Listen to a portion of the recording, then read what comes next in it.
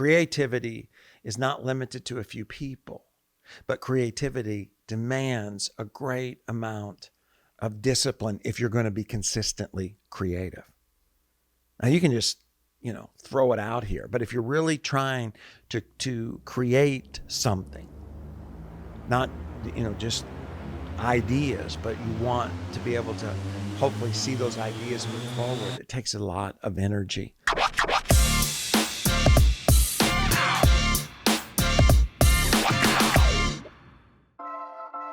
Hey guys, welcome to the Troy Gramling podcast. I am honored to get to hang out with you for just a few moments today because it's our heart's desire. It's the whole reason we have this channel is to partner with you. We want you to reach your potential. So sometimes we talk to interesting people in all different walks of life because I've been on this planet for a while and I've learned that everybody's got something to teach you if we'll just slow down enough and listen. So I just encourage you to go back to some of the older episodes and you might be surprised at exactly what you hear and what you can learn from those that we've talked to. Also want to remind you to be sure and subscribe and share it with somebody. We're trying to build a community.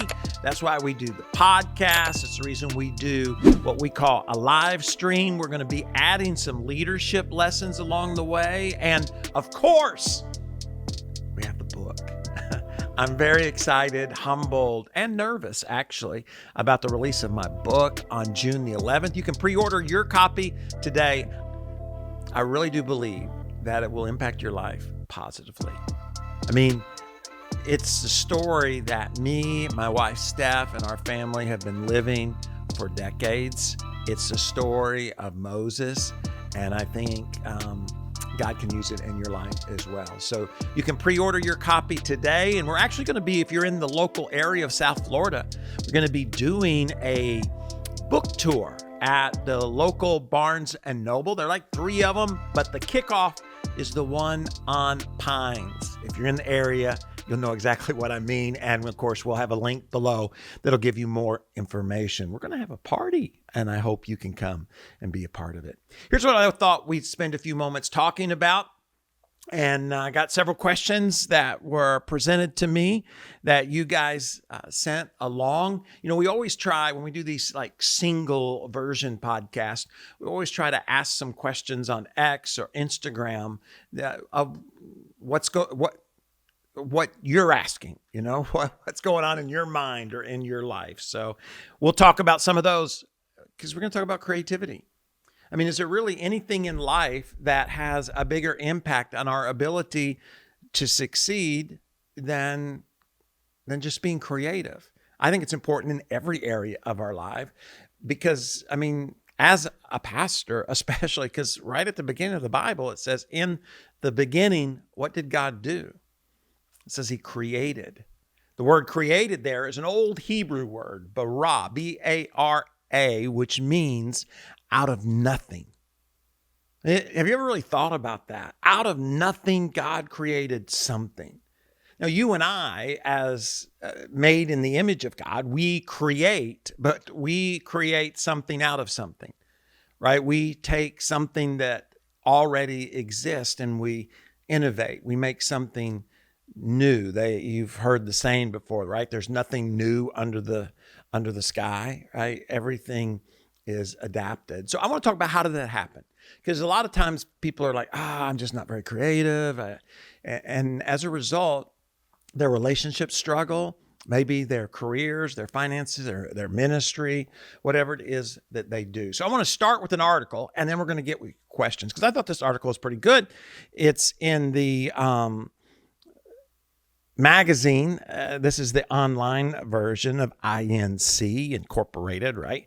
They have got a great leadership articles along the way, just simple ones to make you think, not any, no great unwinding of knowledge, but just some things for us to think about.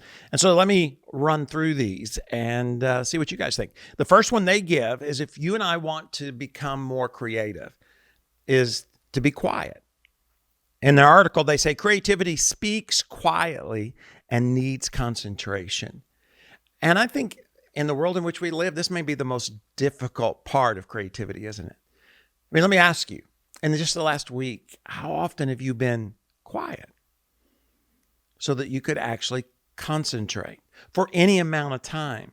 I mean, I know for myself, when I'm thinking about creativity, it's like, okay, where do I go?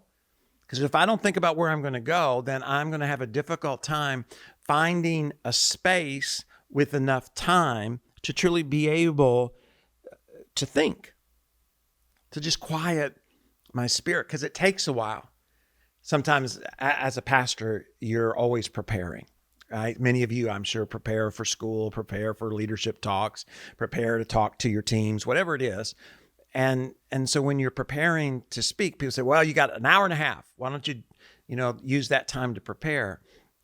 And what often happens, it's not that you can't prepare in an hour and a half, but there's an amount of time if you want to be creative, if you want to say something new, if you want to say something fresh, there's a certain amount of time in which you kind of have to quiet yourself so that all the noise can escape your brain so that you can have innovative and creative thoughts. And the temptation is always to do what? Just get it done. I know I'm tempted, right? Hey, it's your wife's birthday, just get it done. She needs a gift. She needs a card. Let's just get it done. Because if I truly want to be creative in what I'm going to present to her, then what do I have to do? I have to do the same thing. I have to find a place where I can get quiet and I can think about my relationship with my wife, Stephanie.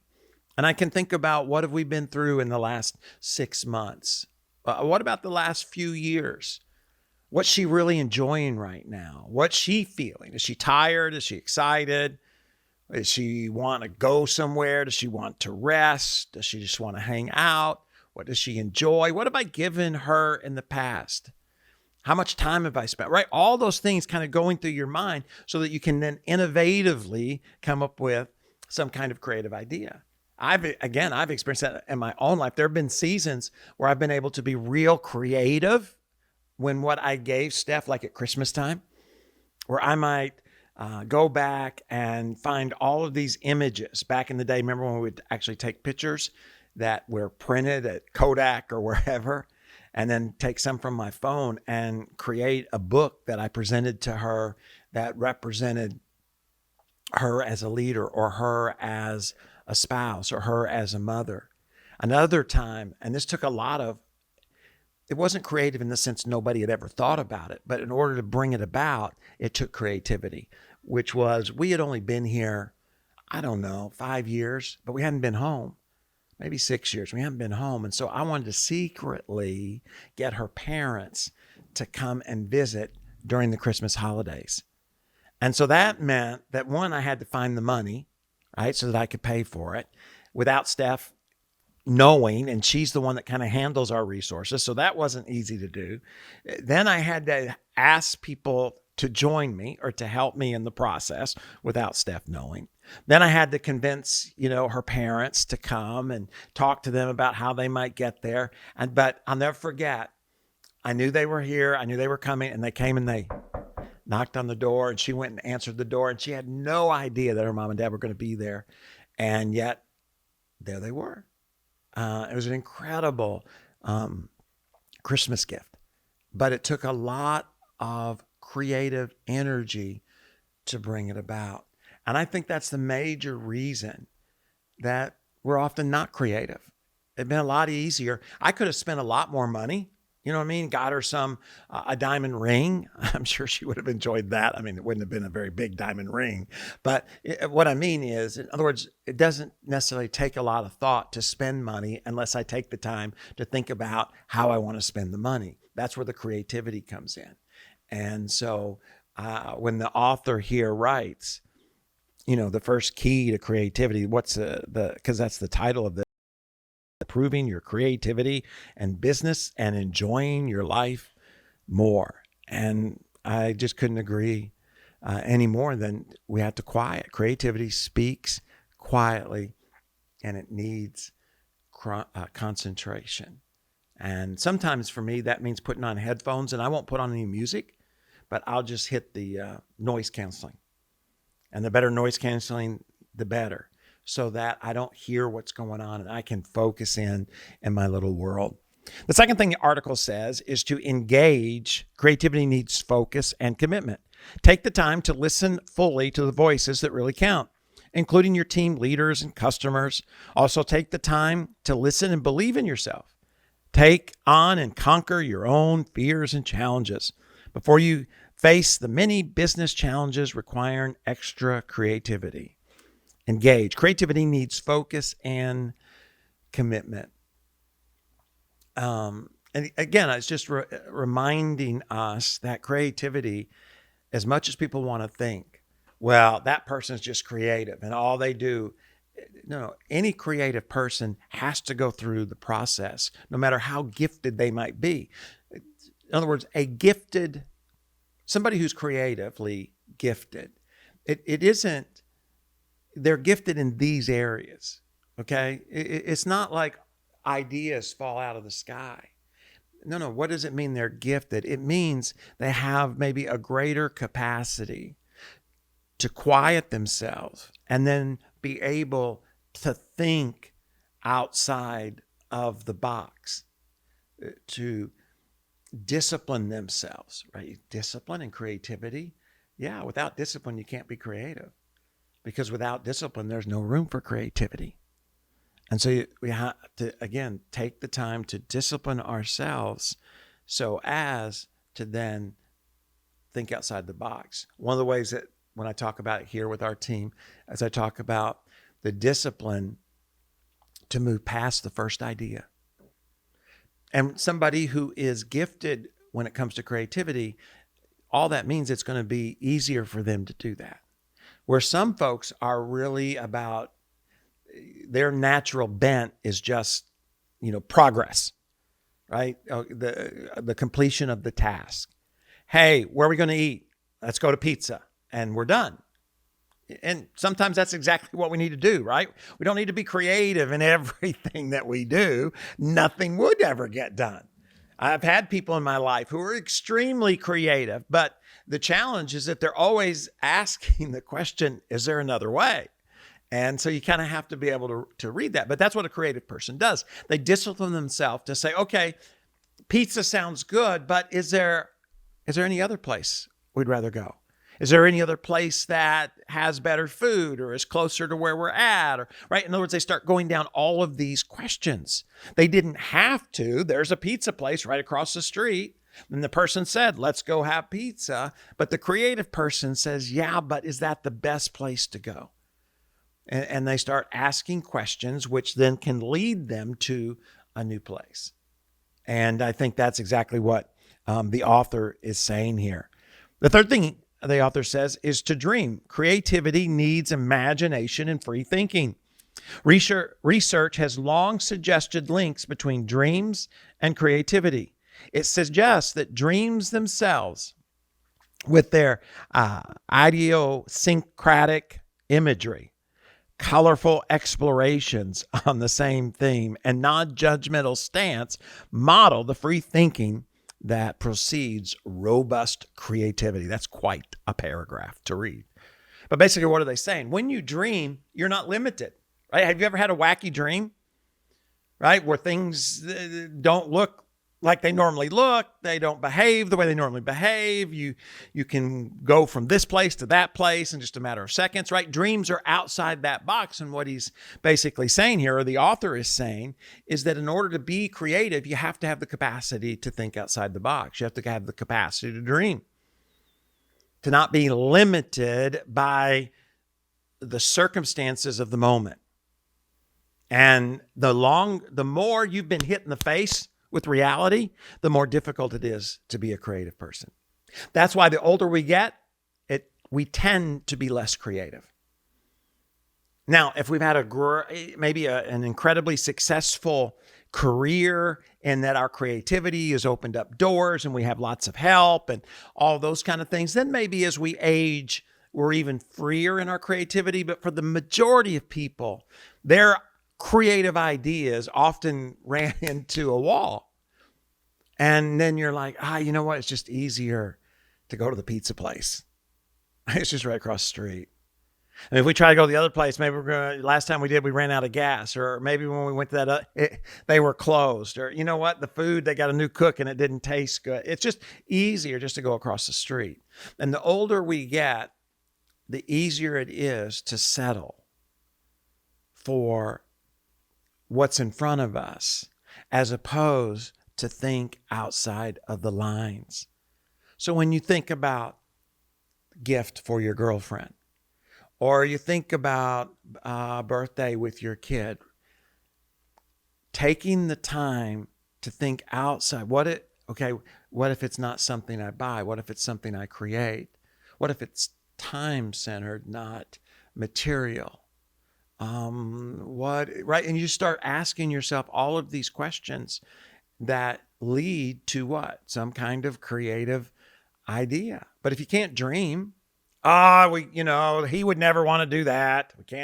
We can't go to that restaurant. He doesn't like Thai food. We can't, right? You just so quickly put limiters, like horses. I grew up in Arkansas, and a lot of times with animals, like especially when they were marching in parades and those kind of things, they'd put these blinders on the animal so that the animal could only see right in front of them. And as a result, it kept them from getting distracted. So they were really good at walking a straight line, but really poor at being able to see what was going on all around them. Creative people are always aware of what's happening around them, because what's going on around you are opportunities to grow, opportunities to make money, opportunities to share the gospel, opportunities to express your love for your spouse. And I just want to encourage you that if you've struggled with creativity, force yourself to dream some crazy dreams. Start with just crazy dreams. Write them down, right? That's the great thing about our iPads and our phones, or maybe you like a leather journal. Now, I always start by writing. Some people do it typing. Some people do it with images. But man, I'll start by just writing crazy ideas. Well, what about this, or what about that? And it's just always amazing how those things wind around, but eventually end up. And sometimes it's very easy that if you're not taking care of yourself, if you're not rested, if you're not in the right position mentally and physically and spiritually and emotionally, again, you just take the easy route. Creativity is not limited to a few people, but creativity demands a great amount of discipline if you're going to be consistently creative. Now you can just, throw it out here, but if you're really trying to create something, not, just ideas, but you want to be able to hopefully see those ideas move forward, it takes a lot of energy. All right, come on. He says, I'm not sure if it's a guy or a lady who wrote it, but it says, relax. Creativity requires patience and will not be forced. Sometimes your type A personality works against you. You may never learn to love, but you can be calm in doing so, right? In other words, he says, you may never love the queue line, but you can be calm. New ideas do not arrive by timetable. If you live by the clock, creativity won't find a slot. Practice slowing down your pace once in a while, which again, we've talked about that, right? You have to relax. You have to find time to think beyond the first idea. And then he says, release, let go, and accept that you can't do everything. To be consistently creative, you have to be careful not to get overwhelmed. Again, the moment you get overwhelmed, you start thinking about how to get the task done, as opposed to what's the best way in which to do the task. Because we're not talking about just creativity for the sake of creativity. We're talking about creativity being the tool that you use to be more successful, to have a better relationship with your spouse or your boyfriend or your girlfriend, to have a more intimate relationship or relationship with depth with one of your children, or with a friend, or to make your company produce more income, or to be more effective in reaching more people for Christ. And then the author just says to repeat. And I like the last two here. It says play. Creativity comes from what you enjoy and love, and that's true. Creative meetings have to be fun. And that's why when you get somebody in the meeting that's like, okay, and they're tapping their pencil, okay, it's very difficult to be creative. They have to be fun, right? And fun can take a lot of different directions and go in a lot of different ways. That's why a lot of times when you think about creativity, you think about let's meet somewhere different. Let's meet at a different time. Let's meet at a different place. Let's wear different clothes. Right? All these different things, not to be creative, but to create. To stimulate, you might say, creativity. And then he says, of course, to teach it. And anything we teach, we become more proficient in. And so if you have to stop and think about what allows you to be creative, you're going to be more effectively creative. All right, we got a few minutes left. Let's look at a few of your questions. I do hope that this has been encouraging. And if there's nothing else, I just hope that you have heard that creativity is not limited to a few people. We all have certain skills, we all have certain gifts, and we can all do certain things maybe a little better than somebody else, but we can all be creative. And if you're a Christ follower, you're a person of faith, well, then the Bible tells you God created and we are made in his image. So therefore we have the capacity to be creative. Okay? Now, it says, where does your creativity come from? And I will tell you this, creative people are curious people. You have to teach yourself to be curious. Well, I wonder why it's called that. Why does that light look like that? Why did she do that? Why, right? All of these questions continue to feed that curiosity. And here's the thing. The areas in which you're the most curious will be the areas in which you're most effectively creative. So then you can kind of focus in those areas. Because if you're not curious, you're not curious. But there are areas in which all of us are curious. So how can you take the areas in which you're curious and then leverage that to be creative? So if you think about where does it come from? Well, as a Christ follower, it comes from us being made in the image of God. But it's being curious. I wonder, what if? I wonder why. What inspires your creativity the most? I enjoy. That's a good question. And I was thinking about that. The things that I enjoy the creativity of fashion. I'm amazed at how a pair of jeans can be created and one pair of jeans can sell for, $35 or $55. Another pair can sell for $2,500. And you think, what is it that allows that to happen, and the whole branding process and all of that. But that inspires me to try to think outside of the box, right? Because I tend to think, okay, this cup costs a certain amount. So if I buy it for $10 and I sell it for $15, then I've made $5, right? But then when you start thinking outside of the box as far as the story of the cup and the value, I just think that inspires me. And especially in the area of art and fashion. And I don't know why. I've always been intrigued with fashion. Fashion allows us, I think maybe it's the easiest way for us, our individualism to be shown. In other words, I can express who I am most easily through what I wear.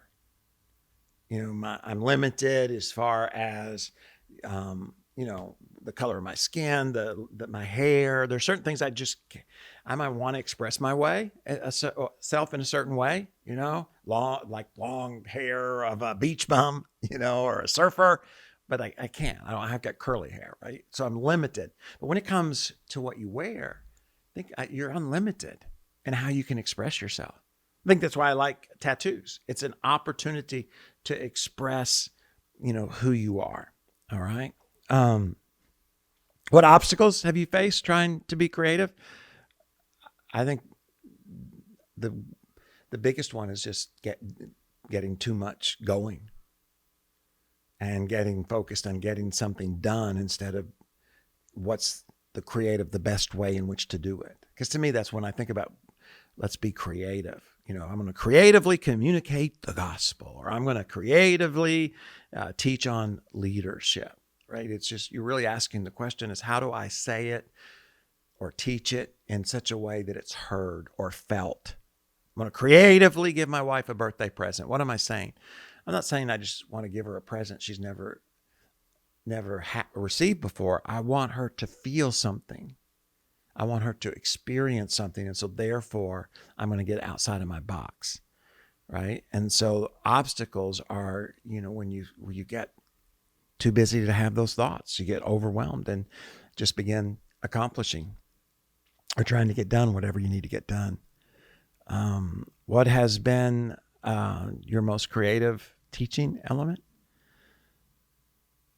I think I always try to think of what I call disciplined creativity. In other words, if I'm teaching about power, I could put a car on stage, like a race car, right? It's got great power. Or I could try to in my mind, I see myself just trying to make that more powerful by just putting an engine on the stage and showing the power. So kind of always trying to reduce a creative element down to its greatest power. The one I enjoyed the most, even though I was really scared, was when I got blown up in the car. I think that was a great way to get above the noise and share something that is really important. And again, creativity is about being effective, not just being creative so as to outdo your creative self the time before, because it can become that. It's like a funny person. What's the pressure of being funny? Is everybody expects you to be funny, right? And if you are funny, I can tell you, speakers who are funny or comedians, they're like, hey, let's go listen to this, this guy or this gal. I'm telling you, they are so funny. And you go, and the whole time there, what are you expecting, right? They're going to be funny, and they're going to be as funny or funnier than they were the last time. And the person that's speaking or the comedian feels that pressure. And so they can, whether or not they're actually communicating effectively, maybe they're teaching some kind of corporate thing about leadership, and it no longer becomes about whether or not they learn the leadership principle. It becomes whether or not people laugh. And preachers can do that same, with creativity, where it becomes, I need to be creative, whether or not it's really effective at what I'm trying to teach. Do you have routines that help you inspire your creativity? Yeah, they've changed over the years. Reading, I think, is huge. Again, just being curious. Man, I'll go down a rabbit hole and I'll find out things, and for a season, I'll learn about stuff that I've learned about shoe repair. I don't know how to repair a shoe. I've watched people who go out and camp, in the middle of the woods in the snowstorm. I'm not a camping person. I'm never going to do that, but I just find that curious and interesting. And then I'll go down the rabbit hole of all these designers and what. So for me, it's just continually not allowing yourself to become brittle and dry. And my routine is to read. Now you have YouTube, travel, new experiences, get outside your comfort zone. All those kind of things push you towards creativity. Someone asks, is it easy for you to be creative, or is it discipline? We already talked, about how it really is a discipline. What is your favorite way to express your creativity? I think is to do something creatively that creates an emotion. That's what I enjoy the most, whether I'm wanting to create an emotion in a friend, my spouse, my kids, or within the congregation. Thinking, okay, we're going to do this. And when we do this, here's what they're going to feel. They're going to feel excitement, or they're going to feel motivation, or they're going to feel fear, or they're going to feel.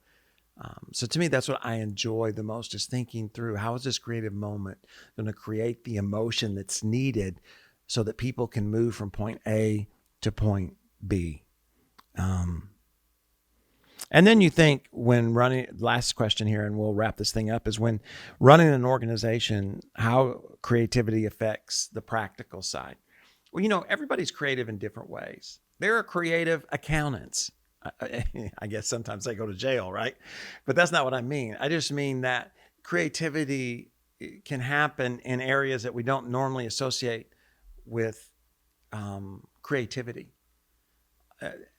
Teachers, all of those different areas. I think the practical side of creativity is this,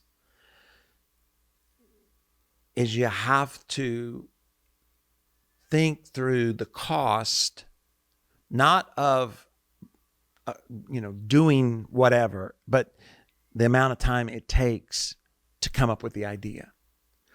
That's where, your return, like the investment is not so much. It's easy to say, hey, we're going to do this, and we need these products, and we got to hire this person, and you know exactly how much it costs. The question is, though, how many hours did you spend in dreaming or coming up with that? And is that return well? When you're doing a teaching, whether it's for leadership or your team or on the weekend, there's a certain place that you get where any more time spent on that doesn't have a good return. You see what I'm saying? It's like, I could spend another hour, but I'm only going to get 3% return. Or I could just end it and be okay at 85%. So I think those are the things you have to be careful of when it comes to practicality and creativity. I am so glad that you guys hung out. I hope it was an encouragement. There's lots of places that you could go, but I will tell you this. Steph and myself been here at Potential Church for 24 years. And one of the things that we've worked really hard to do is not just be creative, but is invite creativity into our organization in all the different areas. And at times, it's been awesome. At times, well, it might blow up in your face. But at the end of the day, God said we're in his image, and he is a creative God. And I hope that you will embrace creativity in your own life, in your own relationships, and in your own career. Hey guys, thanks so much for tuning in today. I want to encourage you, if you haven't already, subscribe. It sure helps us in the algorithm, and share it with someone. You probably know somebody that needs a little creative kick in the rear end, and this might be the very thing. And you never know, one idea can change somebody's life. If you haven't downloaded the book, it really does help us. And you can go to Amazon, you can pre-order it. It comes out on June the 11th. We're going to be doing a big kickoff if you happen to be in the area at Barnes & Noble.